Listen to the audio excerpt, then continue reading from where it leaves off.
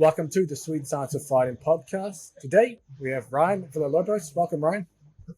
Thank you. No, thank you for coming on. Ryan is my jiu-jitsu coach now out of V.O.W. BJJ, and I bring him on the podcast. And while we're here as well, we will just mention Ryan will be doing some breakdowns of jiu-jitsu matches in the near future once we get everything sorted. Potentially share some other instructional stuff that Ryan has learned over the years as well. So be on the lookout for that. That will come.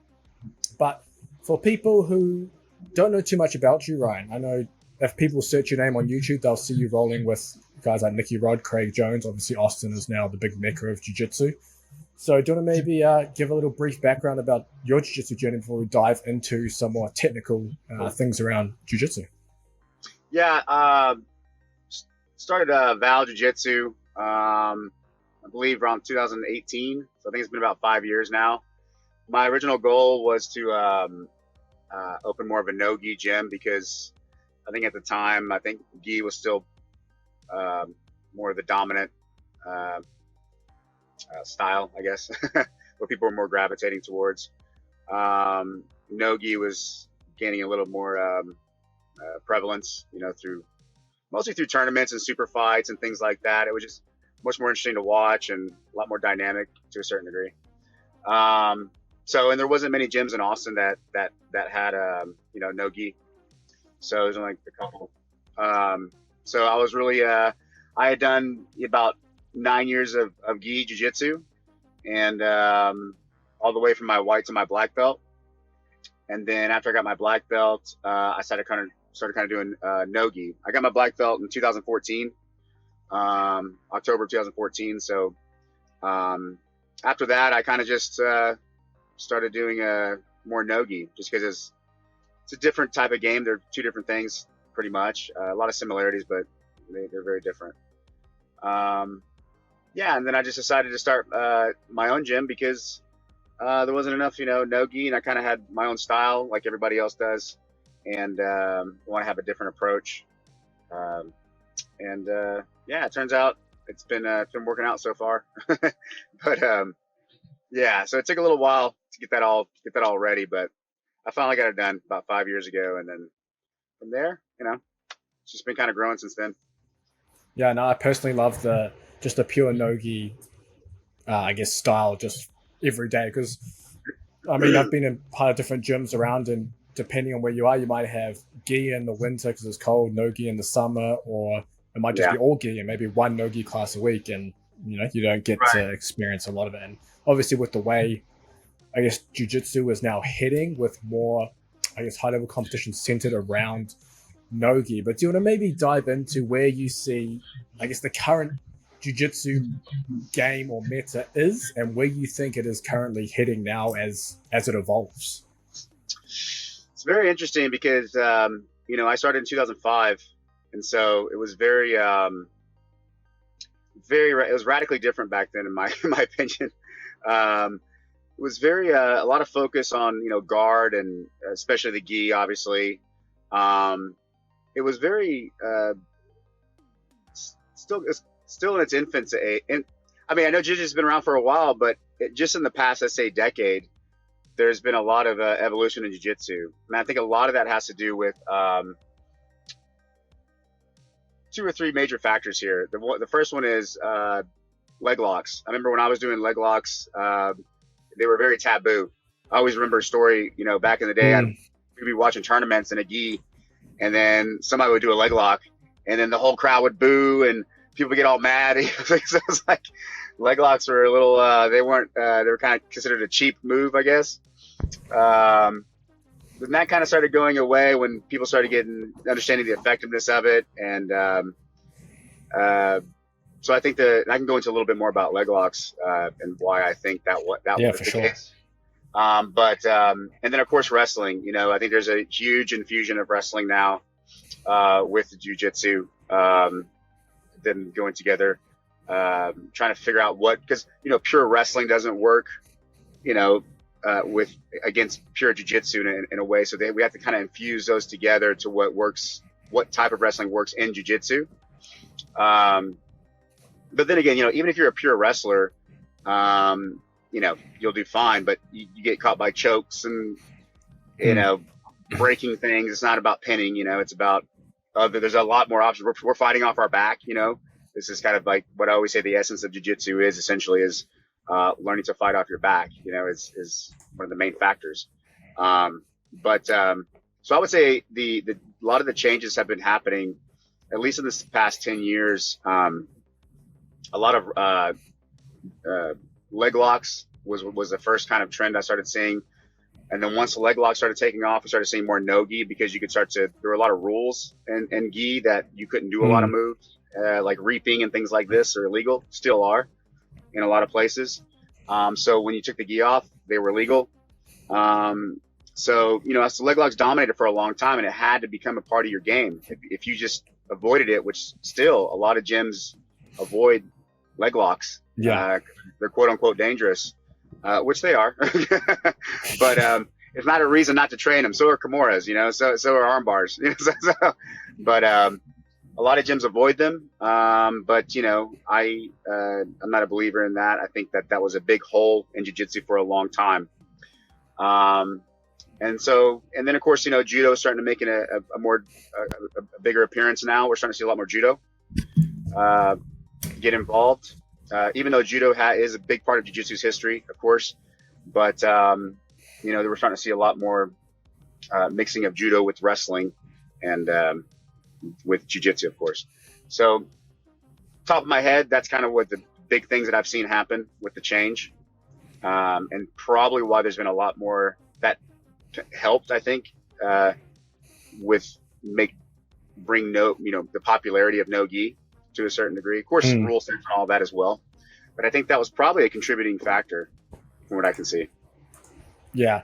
How do you see it evolving from here? Do you see leg lock still being a huge part of the game and kind of being almost like the central point? At least within competition, you see it's all leg locks now at the higher level, and very little, people still trying to pass guard, but not to the same extent as when it used to be, when it was all guard passing, all upper body submissions.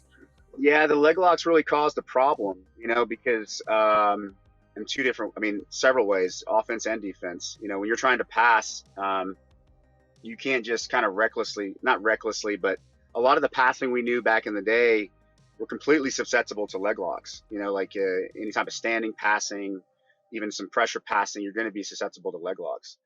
This caused a major problem. Also, for passing stands, a person on top, they can also start to apply leg locks. So you had to adjust your guard a lot, because if you just kind of start leaving your legs out there, they're going to get caught. So I think this was another factor of one of the reasons why, leg locks were somewhat considered, a little taboo, because it did affect jiu-jitsu so much. I think with as far as leg locks are concerned, I think they're going to be, for the future, you're going to see a lot. I think you're going to see leg locks permanently, but I think they're part of the game now, right? I always tell guys, I'm like, you have to have a certain level of competence and understanding of leg locks if you're going to do jiu-jitsu, right? You can't avoid it. You have to have a certain level of competency with wrestling as well if you're going to do jiu-jitsu. I think it's just a part of where it's going. So I think eventually what we're going to see is some sort of, it's going to be called jiu-jitsu, but it's going to be I think it's going to be radically different from what I started, from what I saw. So, and it already is, like you're even in MMA and things like that, you're starting to see, you'll see some leg locks in MMA, that are effective. Of course, wrestling was a big part of that, but I certainly think jiu-jitsu is evolving in that way, just like any other sport. And we're still in the mix of the evolution, just like wrist locks and things like this that people don't really play a lot with, but I do see that things go in and out of kind of popularity. You'll see something and then it gets real popular and then everybody figures it out, but then it kind of, gets part of the game, it becomes a part of it. So it's really interesting, how it is evolving, but I do see future that eventually, leg locks and wrestling, even the core jiu-jitsu, and judo, there will be some just, and we're already seeing that at super high levels, right? You'll see a lot of uchimatas, hip tosses. You'll see Yeah. great wrestling up from guard. You'll see guard play. I think right now it's just super heavy with wrestling because we're trying to figure out, how to kind of infuse that. You don't see a lot of guys don't want to play guard anymore. They just want to wrestle. So I see that a lot. It's a big thing. Like back in the day, only guys would do leg locks. They wouldn't do anything else but leg locks. But I think that's the process. That's part of the process of Yeah. learning and infusing it. So Yeah. I've been through gyms where when I was going through my white belt where you weren't allowed to do any leg locks. So I was a huge. right, So before even come to Val, I was shit scared of them. You get shit scared when you haven't done them because you're like all you see on TV is knees breaking and whatever else, and you're like, oh shit, I don't want to get in these positions. But right, once you're exposed and comfortable to them, then it becomes a little more comfortable being in those positions, and you can actually train and develop that game versus avoiding them altogether just because you're a certain level. So I'm definitely with you on that. But I wanted to know as well because obviously you've rolled with a lot of different people and been around for a long time. But what do you think is separating the top 0.1% of jiu-jitsu athletes in competition versus maybe some of the other competitors and other jiu-jitsu athletes? I think technically speaking, because I've watched obviously a lot of matches over the years with jiu-jitsu, concerning jiu-jitsu, with high level guys. There are certainly levels of jiu-jitsu players, even at the highest level. There's a couple other steps above that, and of course, aside from attributes and strength levels and flexibility and how your age and all these factors that come into play, what limitations you may have, what you may not have, or what you're taking, like this is a factor, but I do think there's a level of like if you watch like these guys like Gordon Ryan, for example. Obviously everybody knows who he is in jiu-jitsu. In some of the higher level guys I've rolled with, there's a sense of there is such a level of comfortability and competence on almost all positions. And so one of the hardest roles that I had, anything that I was doing, he was always positionally sound to where he didn't have to really provide a reaction to whatever move I was doing, like a major reaction. So like if I was playing guard and I was trying to play all my guards, the person was always a little ahead of me positionally. And so they didn't require much of a reaction to a big reaction, which is what I'm waiting for, is to get some big reaction from you so that I can kind of capitalize on it, because now you're on the defense and now I can be on the attack. There is a smoothness about it, and that is radically different from just people you see, just going, there is a time for that. Obviously there's a time for, go, go, go, go. And I know that's a lot of, I think like Rotolos and guys like that, the younger guys, they're just go, go, go, go, go. And this makes sense. And it's a style too, in and of itself. But I think from what my experience in rolling and my experience observing high level competition, and you can actually notice, you can if you watch it, you'll see the guy who is typically more relaxed and more and is not moving, having to use actually these explosive movements, to do things, is typically at a higher level of understanding of positional and timing. And so, because I always say when you get to a certain level, a lot of it is understanding of your position and your timing. If your two black belts roll together, it's not that maybe one knows more than the other, right? Sure, that may be the case, but there's not a lot, like I haven't seen, for example, right? Like position, I'm like, whoa, I'm blown away. What was that? Like you don't see that very often, right? But the setup may be different and the timing's really good, and that can make the difference. And so, again, aside from size and all that, because if you're 250-pound black belt and you're going against a 150-pound black belt, there's going to be an imbalance, obviously, because of size and strength and all that. So I think that's one of the main things that I've observed I don't know if that's too obscure, but it's No, that was a great answer. yeah, Yeah, that was a great answer. yeah, more technically speaking, that's what I can see. This is why I tell a lot of guys when, especially new people, I'm like, the faster you can develop, this, get rid of this tension that we all have when we first start, because everything is a perceived threat, right? If I grab your arm, you tense up. If I grab this, you tense up. You react to everything. This is what white belts do in beginners. They'll react to everything. Everything that I do, they're reacting to. And this is what I want, right? This is what higher level guys want. They want you reacting, because then you're not attacking, right? Then you're reacting to everything that I do. The sooner you can get rid of that and shake that out, the sooner you can start to see much clearer, because tunnel vision is kind of your enemy in the beginning. You know, you're tunnel vision. You're gonna be chasing things, right? And this goes on for a long time. I've actually seen black belts that have that. This is like tunnel vision, and this is it can be an argument to, like, you know, imposing your will. You know, like being tenacious about something and imposing your will and like passing guard, go, go, go. There is an element of that is true, but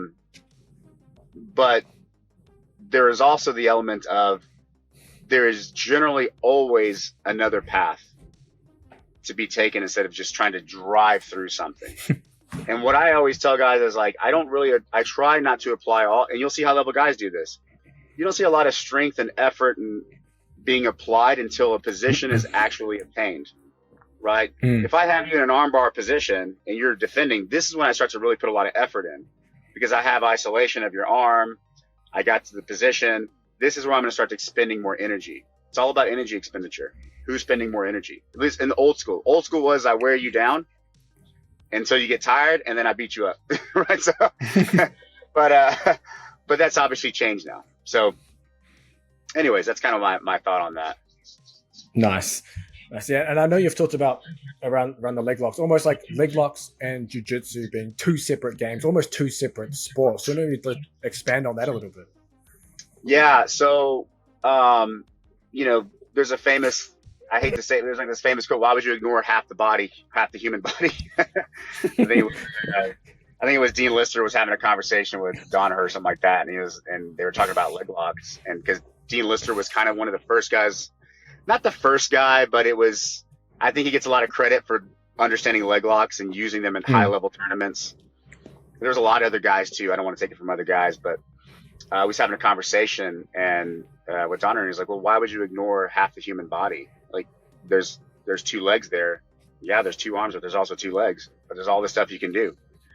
And from that's when the legs, you know, there's this big, people started exploring more. Not just from that, but I think this is when, like, Danaher got a hold of it, and things started to get a little crazy, right? So what I'll say is, when I started studying leg locks, I was obsessed with them. And what I've quickly started to understand is, yes, there is a risk in the beginning, but I think this is a natural thing that happens.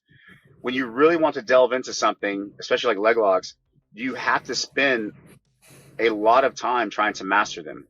What I always say is, the formula for leg lock defense is very simple, right? I can give it to you in 30 seconds. This is how you get out of leg locks, right? But if you ask me to give you a formula about leg locks, it's going to be a long time for me to explain. Okay, here's the 9 positions. Here's all the things you can do. Like, there's 25 submissions in this spot. There's 20 of it. Like, it's very complicated.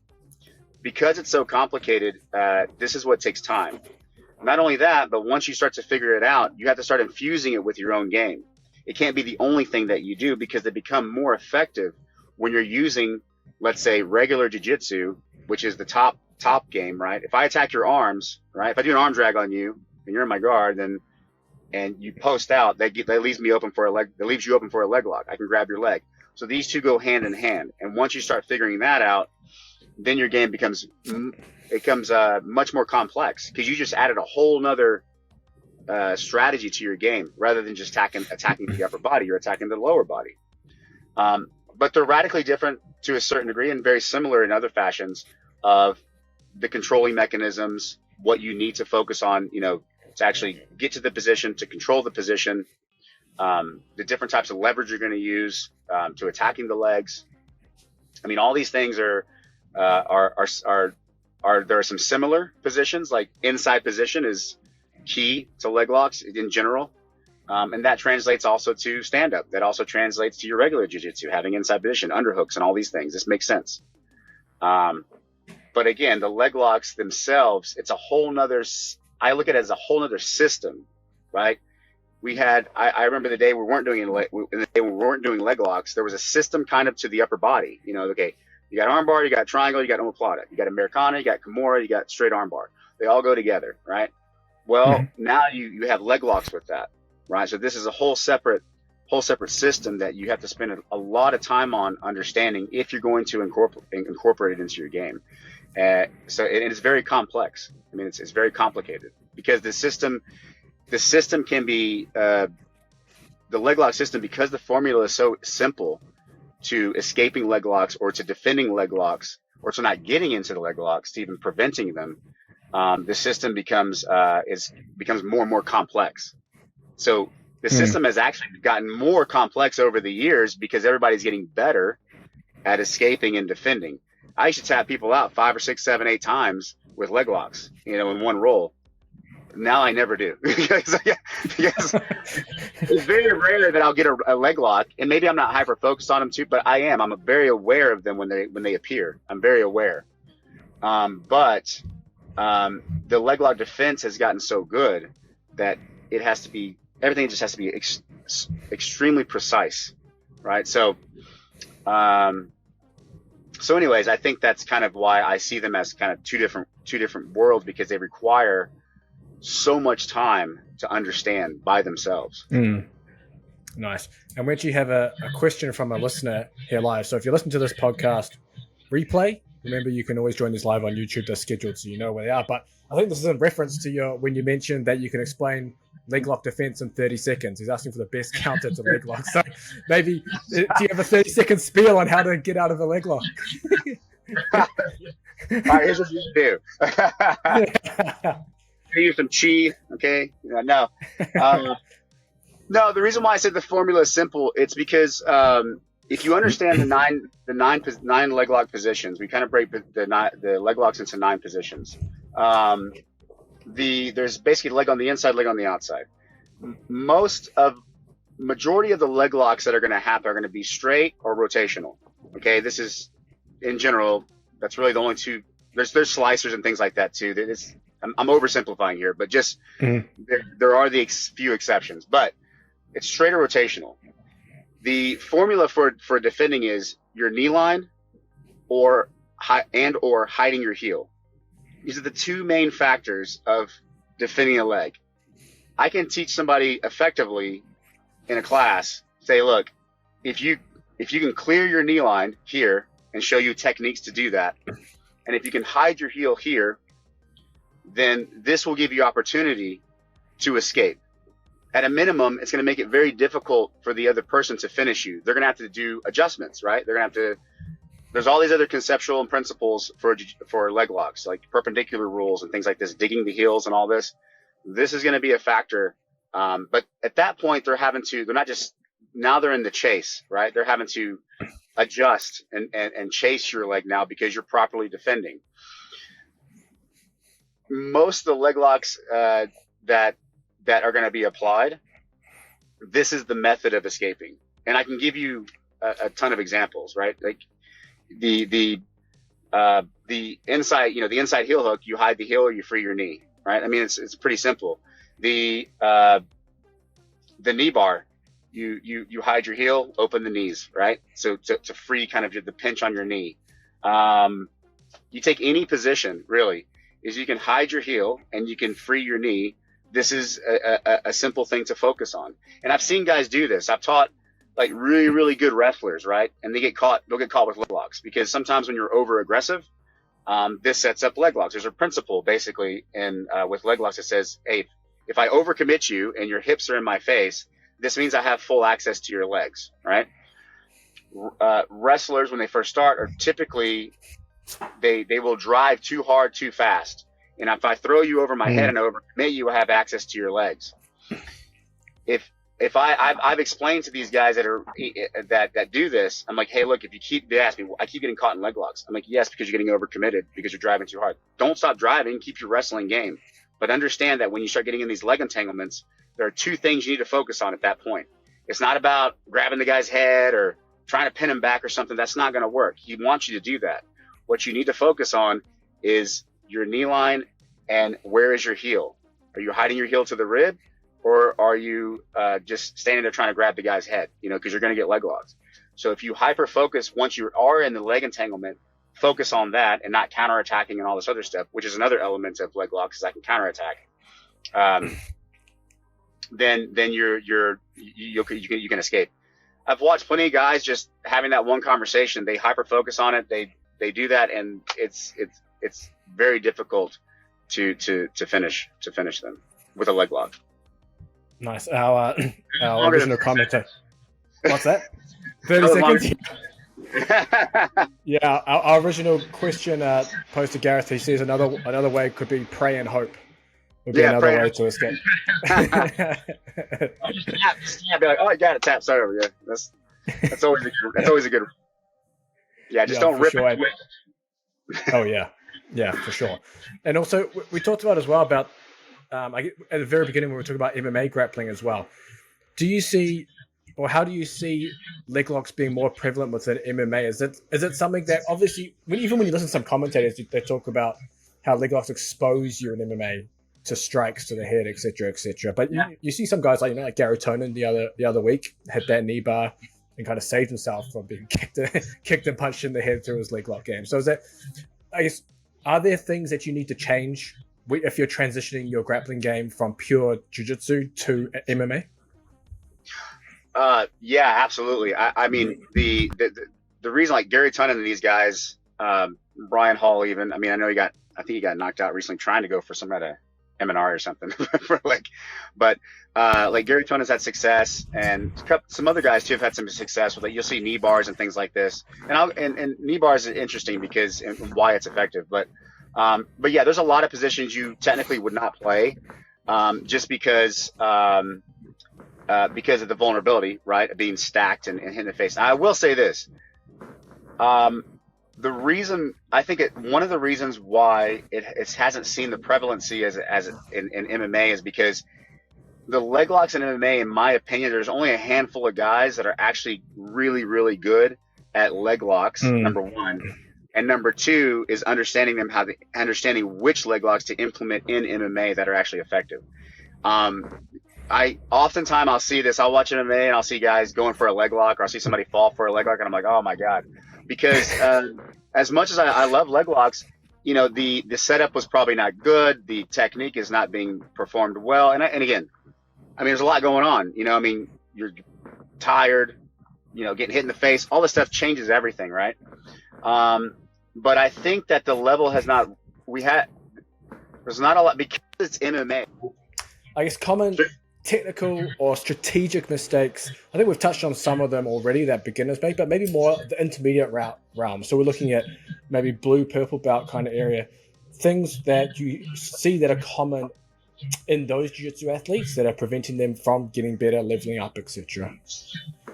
Yeah, so it gets interesting from blue to purple, right? Because I always look at purple belt as your first kind of advanced belt. I kind of subscribe to that idea. Because your blue belt, I look at that as kind of just, well, actually, no, technically, let me back that up. It used to be that way. Now it's like, purple belts are like black belts 5 years ago, nowadays, because the game has changed so much. This is a common problem I talk about with other black belts and other coaches, which is like, what defines the belts now? Because it used to be a lot more clear back in the day, but now everything's gotten so I don't know, I would say advanced, but people are excelling much quicker. That this kind of changes things, because the standard was 10 years, for your black belt back in the day, and you see guys rolling at that level 4 or 5 years now, which is unheard of. That being said, there is a lot more, I think, not just technique-wise, but there is another element of that does make a black belt that I think is still takes 8 to 10 years to actually achieve. So that being said, what I would say with, as far as intermediate with blue and purples, there's a big difference between the, blue and purple, obviously. I still see, let me only say this. When I look at for guys for promotions, I always say, like, I'm not looking to see how many times you tap somebody or how many times you're getting tapped. The only time I look at that is if there's a drastic difference. Like, say, you're a brown belt, this blue belt keeps tapping you out every time, and he's tapping all the other brown belts out. Like, I'm like, okay, something's going on here. That doesn't happen too often, but it has. I can see, guys accelerating much faster, and people accelerate faster than others. So this is also another factor. But I will say some of the most common things that I see for purples and blues is blues will tend to still get into these scraps, these fights, and they're just fighting, and it's interesting, because it seems like that's what we're doing, but when I will say this, when I start seeing someone and they're operating at 30% of their capacity, right? And the other person is operating at 100%. What that's telling me is that whatever technique they're using is working. Like, the technique is taking rise over energies, cardio, all the other attributes, strength, and all this stuff. If there's the same size, if they're around the same size. Of course, size discrepancy, this will change a lot of things, as you know. But I will say, with belt promotions, I'm really looking at how you're moving and how your timing is against other levels. Okay, so this is what I found to be somewhat of the most accurate, because at this stage in jiu-jitsu, it's not about like you have a set curriculum that you have to know these X moves, because there is. I don't know if there's an indefinite amount of moves, but there is a lot. Okay, so there's a lot of, and even if you did know all the moves, there's no way you could apply them all in one roll or one. This is why people have certain games that they develop personally. It goes from even from your temperament, right? Not just your natural attributes, but are you a more of an aggressive person or are you more of a passive person? This can also affect the way you roll as well. So I would say that most of what I'm looking for technically is how you're actually moving against other levels. And what I mean by that is, what amount of energy are you using? If you're a purple belt, what's the amount of energy you're expending against a white belt? It should be almost none. Okay, I know that sounds kind of silly or ridiculous, but you shouldn't be using a ton of energy, and everything should be somewhat, even when they're going 100% and going crazy, you are in control, basically, without matching their effort, right? And of course, this goes up because if you go to purple against a black belt, then the purple belt's gonna have to increase their effort to keep up with the black belt, right? So this is a telltale sign. Technically speaking, there is a level of comfortability always, because jiu-jitsu, in my opinion, at its heart, is the guard. Okay, is developing your guard, because it's comfortable to be on top of somebody. Okay, even if you don't know jiu-jitsu, you're fine. You can breathe. Everything's fine. But it's actually hard to be on bottom and be effective, right? And the guard is, as we all know, is extremely complex. It's probably the most difficult thing to learn in jiu-jitsu, and everything else is very difficult as well. But the guard itself, because someone is coming towards you and you're on bottom, people tend to think of this thing as a more of a defensive position. So the purple belt will have a competency level very high in the guard. Okay, so much so that it is an attacking position. It is not a defensive position. It is actually an aggressive position to a certain degree. A lot of times I'll see purple belts rolling blue belts, and they'll try to pass, and then eventually the person doesn't want to pass. They'll just pull their guard. They want to play guard now because the guard's too dangerous to go into. Right? The guys, I have a lot of people do that with me. If I'm rolling against a blue or a purple or something, and they play, because I'll play guard because I don't care. They'll come in, I'll start to play guard. And then they quickly realize, like, oh man, this is like really, there's a lot of threats all over the place. So I'm going to go ahead and pull guard and try guard, because I keep getting caught in a leg lock or I keep getting caught, whatever, arm bars, whatever. So if there is that skill discrepancy, it's very obvious, right? I always encourage people to, I'm always encouraging people to develop their guard. Okay. I know that's nowadays you hear the opposite. You need to be on top. You need to develop your wrestling. You need, this is what's effective and this is what works. Again, they're not wrong. There's truth to that. But again, I think we're still in a development stage. If you go 10 years from now and all I told you was to stay on top and just make sure that you wrestle the guy and do all your stuff from top, but you don't have any guard, then what are we doing here? Like, then and then I'm like, okay, now work on your guard. Now that you're a black belt, work on it. This makes no sense. So, because you're gonna have to spend an exorbitant amount of time working on it, right? So, it's not wrong to say to be on top and have your top game and have that be your quote unquote A game, but you must develop the level of comfortability on bottom and your guard, because you will be put on bottom at some point, right? Yeah. And you don't want to be in this frantic mode or scrambly mode all the time. No, that was great. Because eventually I just want to give a shout out to Phil in the comments there. He said he's dropping in to say Sweet Sounds of Fighting content is some of the best. So thank you, Phil, for dropping in here.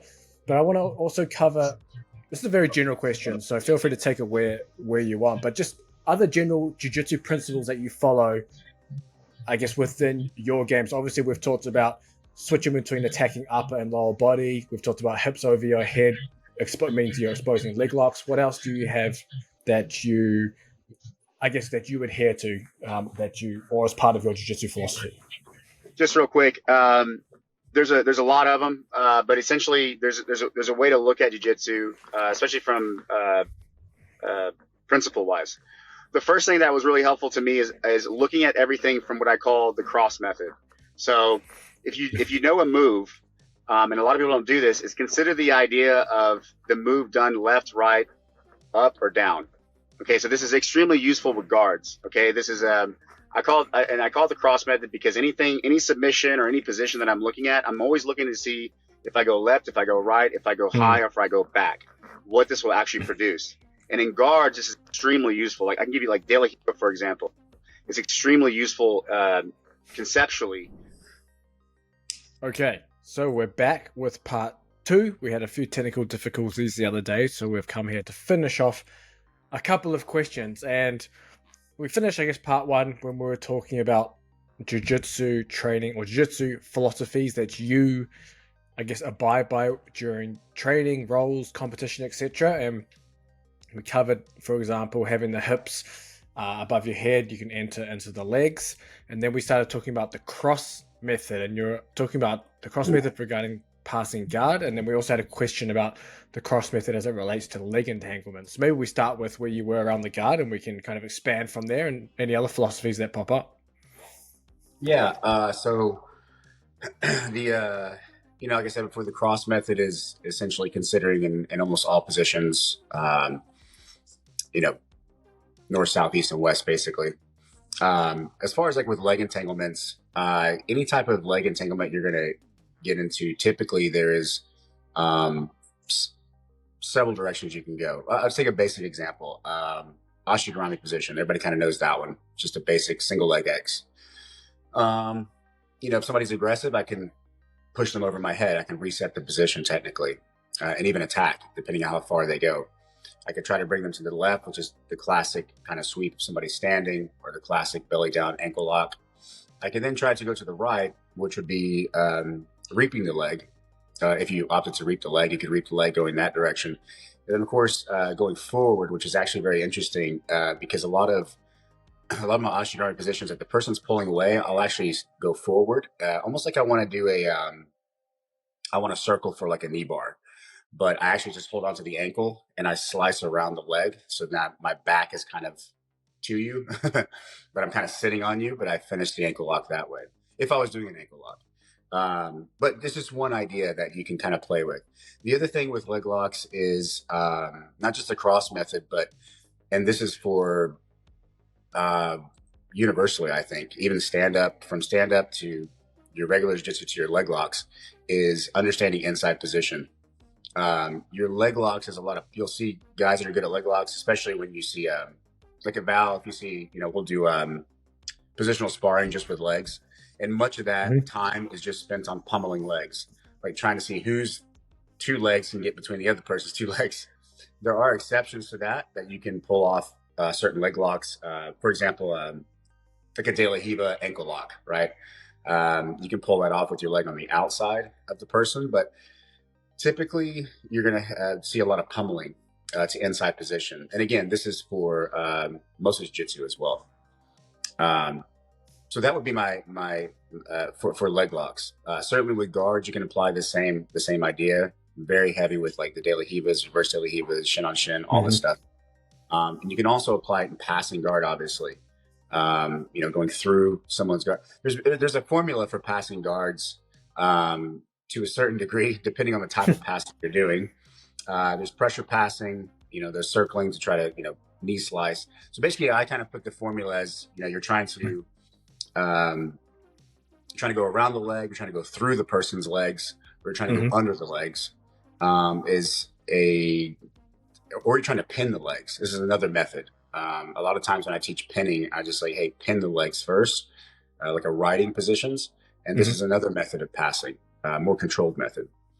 But in all of those type of passing methods, you're going to find that useful to consider all four options, because it reduces the tunnel vision that you actually beginners will usually find themselves in.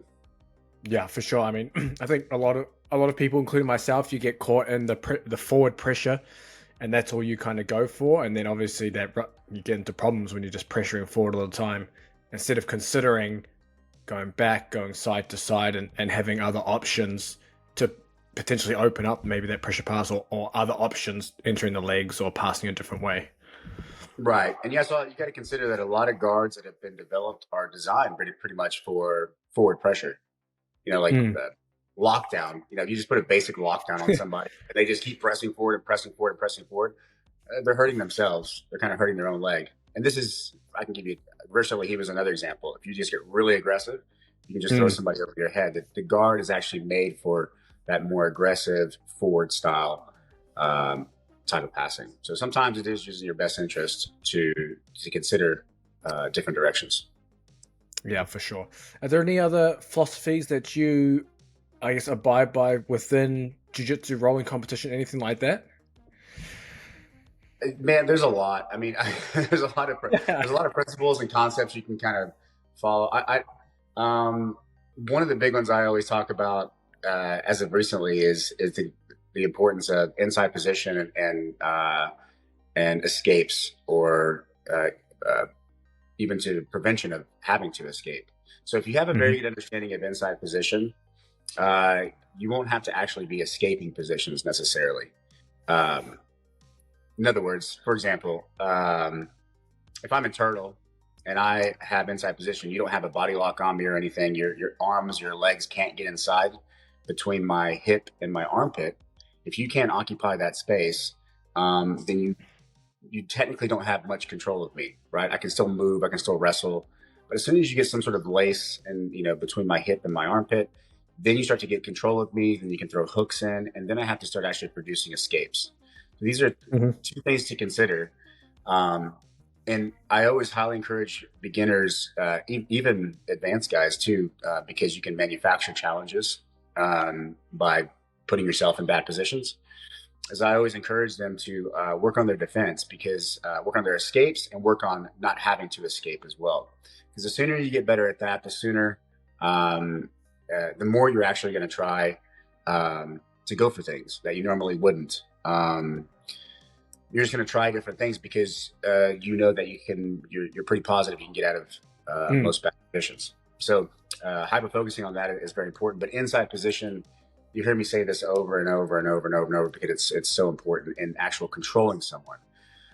The old rule of position before submission, it's true, but you have to add the element of control. So you have to have position, control, submission.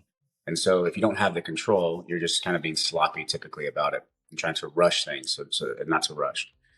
Framing is extremely important in jiu-jitsu.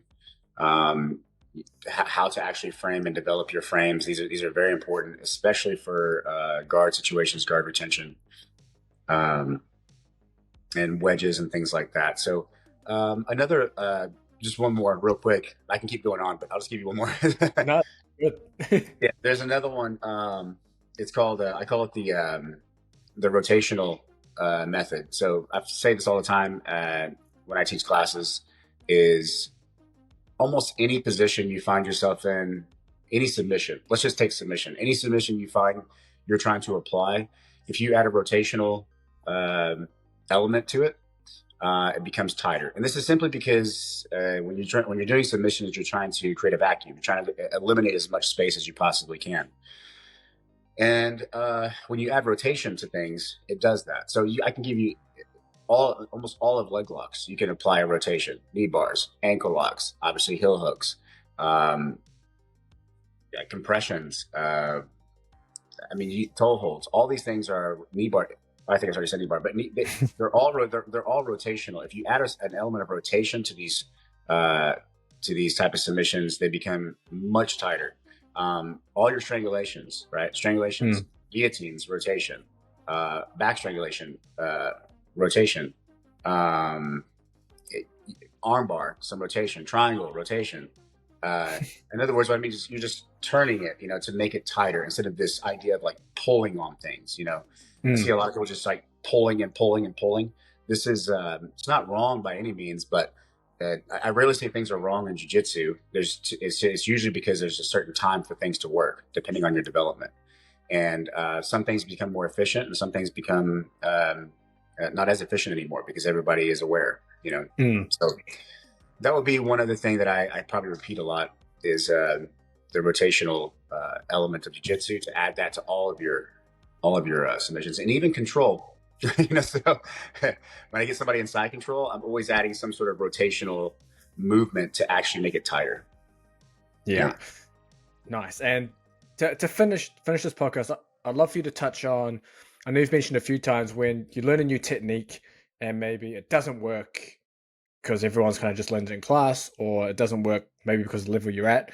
And you mentioned sometimes, don't just abandon it because it doesn't work now, because you might come back to it later and it actually does work. It just might be, where it is in your development. Do you want to maybe expand a bit on that?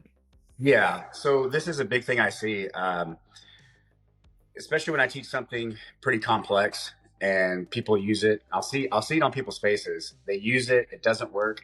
And they're like, that doesn't work. I mean, I did the same thing. I learned a lot of stuff in the beginning, white, blue, purple, and it just never worked. And I always tell people, sometimes there has to be a level of foundation to understand like the actual setups to get to these positions. And not just the setups, but understanding the reactions you're going to get. It's kind of like if I throw in an arm bar, I know there's a lot of different reactions you're going to have, right? You can stack me and smash into me. You could just try to rip and turn away. You can rotate your elbow. There's so many different reactions based on the skill level of the person that I'm going against.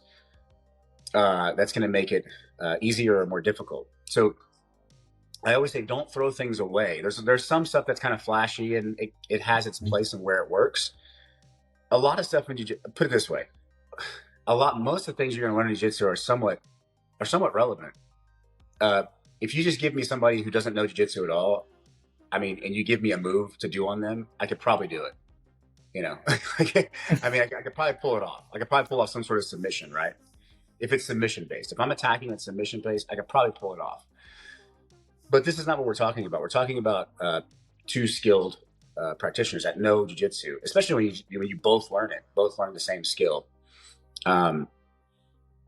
Learning one thing, it's always going to be once you learn, let's say, an arm bar, you understand the steps of the arm bar, you understand the mechanics of the arm bar, but honestly, to actually set that arm bar up, let's just say from a guard, because that's probably one of the hardest things to do is arm bar someone from guard. Because nobody ever pulls it off. Nobody ever pulls off an armbar guard. That first starts. It's very simple technique. People understand it. It's like turn hand, bridge, got it. Elbow goes the opposite direction. Cool, got it. But it's not just that, right? It's you have to add it. You have to have layers. This goes into the other idea. Just real quick to expand on that is, you have to layer your submissions with. There are certain submissions that go together. So let's say, for example, real easy one to understand is this. If I'm in my guard and I throw up an arm bar, well, I also have a triangle. If I throw up a triangle, I also have an arm bar. If I throw up either one of those, I can also produce an omoplata, right? I have to understand what that is, but I can also produce. So those three things go together very well. What also goes very well with those is Kimura, because if I have you in a triangle, I can throw you in a Kimura, right? If you start layering things like this, you're no longer actually chasing one submission. You're chasing 6, 7 submissions in one position. And so this is a better way of looking at how to attack, obviously, certain positions, because you won't just be focused on one idea or one submission. So layering things I talk about a lot. It's very important when doing this. But as far as throwing things away, you're going to find that in those layers, there are those positions that you probably threw away. One of the things I did when I first started is that one of the first things I learned was an armbar from guard. Okay. It was like in 2005. And I learned it and I was like, cool, makes sense. I never actually hit an armbar from guard ever. I never did. And I was in the gi as well. So it should be a little easier. And I never hit it. I never hit an armbar from guard. And the reason why is because an armbar from guard, the formula for defending an armbar from guard is actually quite simple for anyone who understands posture. If you have good posture and you have good elbow alignment, then it's very difficult to pull off an armbar. So somebody who's just aware of that simple idea and could be training for a couple months, you're not going to hit an armbar. I mean, there's some people that come in, they're just big dudes. And even now, I'd probably be difficult for me to hit an armbar. I'm gonna have to do all this layered attacks to actually get to the armbar. So you have to consider that a lot of times when you learn a move, there's a lot of other pieces that you're missing to make that move work. It's not that the move is just crap. Because you can see other people, like these guys that use it in competition, like say Eminari, right? Yeah. Real flashy, crazy move. Well, you see success in it in competition. One is because maybe the other person doesn't know leg locks very well, but probably because the person doing the Eminari or something like that has trained that position and trained all the different responses and has a myriad of setups to that position and understands the weaknesses and the strengths completely in its completion, and understands that if it fails, that it goes on to something else. This is very different than me just showing you how to do an Eminari, let's say, or an armbar. Right. So there's, you have to consider that, and again, this goes to the whole idea of the mental part of jiu-jitsu. The hardest part when you first start is it's not jiu-jitsu, it's about the mental aspect of jiu-jitsu. Some people are, they feel defeated, and you have to kind of get over that hump. But if you take consider the idea that just because you're not getting an armbar doesn't mean you're not getting jiu-jitsu, right? This is a very long process. It's not easy. It's a very, very long process. It's not just a resisting opponent. It's a resisting opponent with skill. And this is radically different than just somebody on the street that doesn't know anything. Well, of course you can do it to that person, right? So. Yeah. No, that's an awesome answer. And I think it's a great way to end the podcast and end part 2 here. But for people who want to find you, I'm going to link in the description the second Sweet Science of Fighting YouTube channel that we're going to have some breakdowns on from Ryan. We're going to get that sorted, and potentially some, I guess we can call them instructional or technique content. We'll get to that at some point. But where else can listeners find you and any content that you're creating? I started producing some stuff on YouTube recently. We have a YouTube channel. It's just V.O.W. BJJ. I'm starting to do a couple times a week. I'm doing breakdowns of students, just my students rolling. And I'll do it all different levels. It's not just like the best of the best. I like actually breaking down, 2 white belts or, a blue belt and a white belt, and see where things kind of go right or where things go wrong. So you can find some information there. We're also on Instagram. Ivan, he runs that. A friend of mine that also does jiu-jitsu, also a black belt. He also runs our Instagram. And then of course our website, so there's plenty of information, but YouTube is slowly going to start putting some more instructionals and breakdowns and things like that. Nice. I'll link those all in the description for everyone too, but thanks for coming on, Ryan. Appreciate it. Yeah. Thank you.